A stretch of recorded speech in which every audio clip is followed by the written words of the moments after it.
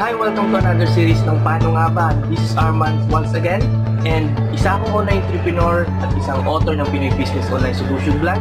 And in this video, tuturo ko sa iyo kung ano yung tamang mindset para makapag-close ng mas maraming sales at para mas makapag-sponsor ng mas maraming downloads. So stay tuned!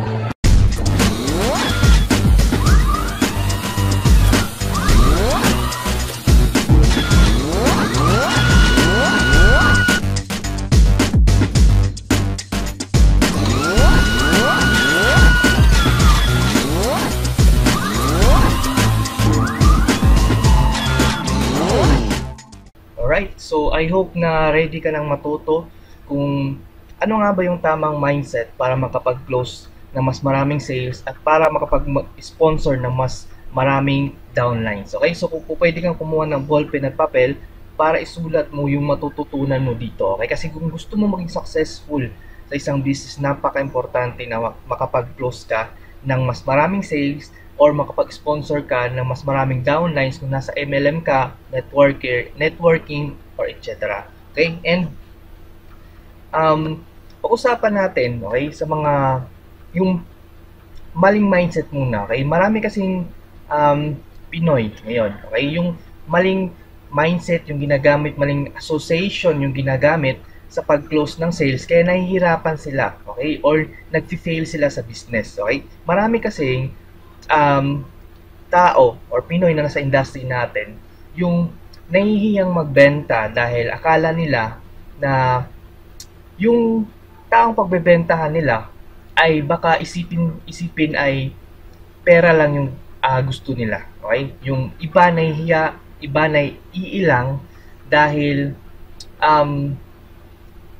hindi siya sanay. Okay? Hindi siya sanay magbenta ng products or magbenta ng offer niya o kahit anong offer niya.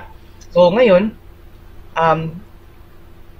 paano nga ba walain yung maling mindset na yon? Okay, paano nga ba walain yung maling association na yon para makapag-close ka ng mas maraming sales at mas makapag-sponsor ka ng mas maraming downlines. Okay, so kung gusto mong matutunan yon, okay, please stay sa video na to until the end, then malupit yung matututunan mo ngayon, okay? Dahil in our business nga, sabi pa nga nila, kung wala kang sales, okay, patay yung business mo. So, imagine mo to, okay? Imagine mo to ng saglit, okay? Kung gusto mong magkaroon ng tamang mindset, okay? Kailangan isipin mo si prospect, okay? Or isipin mo yung customer mo na ganito. Okay? Parang ganito yan. So, magkaroon tayo ng point A to point B.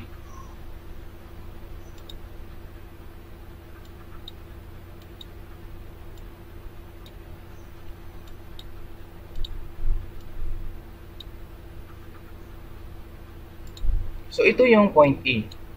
Okay, isipin natin ito yung point A at ito yung point B. So, yung point A, okay, ito yung current situation ng yung prospect, okay? Ibig sabihin, yung current problem niya gusto niyang solusyonan. Halimbawa, meron siyang gusto niyang magpapayat, okay? May problema siya sa physical fitness niya, okay? Or gusto niyang magkaroon ng time freedom, financial abundance, etc. Okay, so nandito tayo sa point A. Ngayon, yung gusto niya is mapunta sa point B. Okay, sa point B naman, ibig sabihin nito na nakuha na niya yung gusto niya. Okay, nagkaroon na siya ng sexy body kung physical fitness yung gusto niya, or nagkaroon na siya ng financial freedom. Okay, so sa gitna niyan, okay, isipin mo na may ilog. Okay? Isipin mo na may ilog. Okay? At para makapunta yung prospect mo sa kabila, okay? At para makuha niya yung gusto niya, okay? Isipin mo na yung offer mo or opportunity ay parang bangka. Okay? Isipin mo na parang bangka. Okay? Isipin mo na parang bangka na siya yung magtatawid papunta sa point B. Okay? isipin mo na yung offer mo lang, yung opportunity mo lang, yung tutulong sa kanya para makapunta sa point B. Okay? Ibig sabihin nito, kailangan may strong belief ka. Okay? Kailangan may strong belief ka sa yung product or ino-offer or opportunity na tutulong sa prospect mo makuha yung gusto niya. Okay? Kung gusto niya magka-araw ng sexy body, gusto niya magkaroon ng time freedom, financial abundance, kailangan magkaroon ka ng strong belief. Bakit? Kaya ito kasi yan. Pag wala kang strong belief sa ino-offer mo, possible, ganito yung isipin mo. Baka sumakay sabihin natin si Juan, sumakay sa bangka na to, baka mabutas. Okay? Baka mabutas, malunod yung bangka. Okay? So, hindi pa nga siya nakakatawid sa punta sa point B. Okay? Iniisip mo na agad na hindi siya matutulungan ng offer mo. Okay? Hindi siya matutulungan ng product or opportunity na ino-offer mo.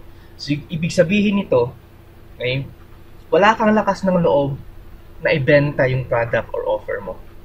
So, ang tamang mindset para makapag-close ka ng sales at para makapag-sponsor ka ng mas maraming downlines ay kailangan meron kang strong belief na your product or offer or opportunity ay siyang nag-iisang tutulong sa kanya. Okay? So, I hope na marami kang natutunan dito. Okay? Isang simpleng imagination lang to, pero I hope na naintindihan mo to na kailangan ganun yung mindset mo. Okay? Kailangan may strong belief ka sa product or opportunity na ino-offer mo. Okay? So, thank you for watching. Okay? Kung natugustuhan mo yung video na to, may natutunan ka sa video na to, okay, please let me know sa comment below. And thank you for watching this Armans once again, and see you on the next episode ng Paano Nga Ba training series.